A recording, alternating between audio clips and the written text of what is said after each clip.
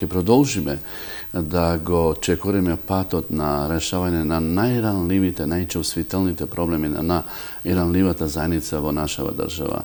Ќе влеземе во секое семејство, ќе им нудиме проекти на оние кои што навистина немаат никакво занимање со што се занимаваат, такви услови да им даме, а за да бидат активни во општеството. Нема полошо ништо од она кога влегувате во улици и им давате одредена хуманитарна помош. Нашата цел е да они постанат активни, да работат на терен, да имат 8 сати работни.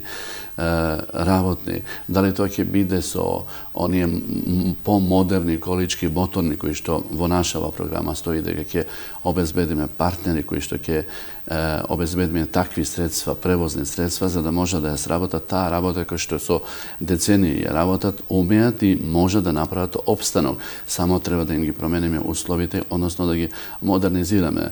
Во однос на образованието ќе продолжиме со истата динамика на стипендирање на ромскиве деца во цела држава, средно и високо образовани.